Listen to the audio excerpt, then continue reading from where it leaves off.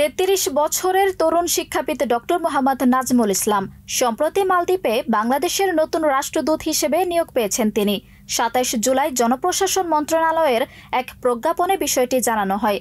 প্রজ্ঞাপনটি স্বাক্ষর করেন উপসচিব আবু সালেহ মোহাম্মদ মাহফুজুল আলম।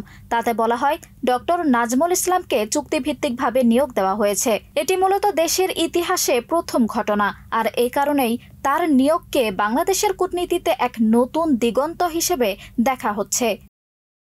প্রজ্ঞাপনে বলা হয়, তাকে অন্য যে কোনো পেশা, ব্যবসা কিংবা সরকারি, আধা সরকারি, বেসরকারি প্রতিষ্ঠানের সঙ্গে কর্মসম্পর্ক পরিত্যাগের শর্তে যোগদানের তারিখ থেকে পরবর্তী 2 বছর মেয়াদে এই পদে নিয়োগ দেওয়া হলো। এরপর গত 3 আগস্ট পররাষ্ট্র মন্ত্রণালয়ের মহাপরিচালক মোহাম্মদ আবুল হাসান মৃধার সই করা অফিস আদেশে তাকে পররাষ্ট্র মন্ত্রণালয়ে বিশেষ ভারপ্রাপ্ত কর্মকর্তা হিসেবে ন্যস্ত করে মালেতে হাইকমিশনার হিসেবে নিয়োগের সিদ্ধান্তের কথা জানানো হয়।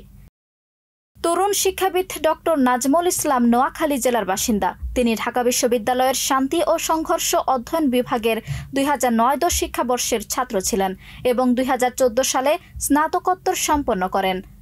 এরপর তুরস্ক সরকারের বৃত্তি নিয়ে আঙ্কারা ইলদিরিম বেয়াজিট বিশ্ববিদ্যালয়ে পিএইচডি সম্পন্ন করে সেখানে সহযোগী অধ্যাপক হিসেবে কাজ শুরু করেন তিনি।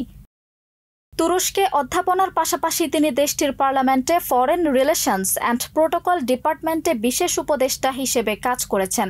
100 বছরের ইতিহাসে প্রথম বিদেশি হিসেবে তার এই নিয়োগ ছিল একটি বিরল সম্মান।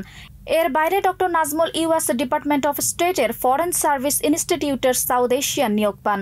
সেখানে তিনি গেস্ট লেকচারার হিসেবে অধ্যাপনা করেছেন। এছাড়া তিনি জাতিসংঘ, ওআইসি এবং ইন্টার পার্লামেন্টারি ইউনিয়নের বিভিন্ন গুরুত্বপূর্ণ কার্যক্রমে বাংলাদেশের প্রতিনিধিত্ব করেছেন।